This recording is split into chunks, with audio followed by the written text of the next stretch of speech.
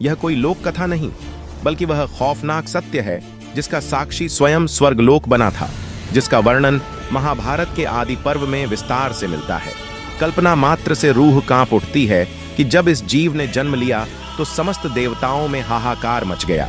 उन्हें लगा कि प्रलय काल की अग्नि प्रज्वलित हो उठी है और अब सृष्टि भस्म हो जाएगी। यह भय अकारण नहीं था।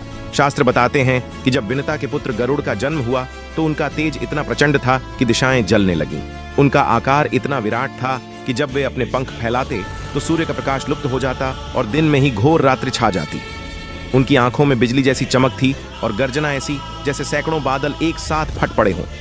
जब वे उड़ान भरते तो उनके पंखों की हवा से बड़े बड़े वृक्ष जड़ समेत उखड़ता जाते और समुद्र का पानी 2 भागों में बंट जाता।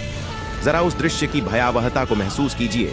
अपनी माता को मुक्त कराने के लिए जब गरुड़ ने स्वर्ग पर आक्रमण किया तो विश्वकर्मा द्वारा बनाए गए अभेद्य सुरक्षा चक्र भी उनके सामने कागज के समान बिखर गए। इंद्र का वज्र जिससे वृत्रासुर जैसा राक्षस मारा गया, वह भी गरुड़ के शरीर पर एक फूल की तरह टकराकर व्यर्थ हो गया। वह अमृत कलश लेकर उड़े, लेकिन उस अमृत की एक बूंद भी नहीं थी। इतनी शक्ति, इतना संयम और इतना अहंकार शून्य स्वभाव कि तीनों लोग स्तब्ध रह गए। लेकिन इस रहस्य का सबसे अद्भुत पहलू यह है, ऐसा विराट और प्रलयकारी जीव जिसके पंखों की फड़फड़ाहट से ब्रह्मांड हिल जाए, वह भगवान विष्णु के समक्ष एक छोटे से बालक की भांति नतमस्तक हो जाता है। यह दृश्य प्रमाण है कि जगत के पालनहार श्री हरि की सत्ता कितनी सर्वोच्च है। गरुड़ जो अपनी शक्ति से तीनों लोकों को जीत सकते थे, उन्होंने विष्णु का वाहन बनना स्वीकार किया। वे भगवान के चरणों में नहीं बल्कि ध्वजा पर विराजमान हुए।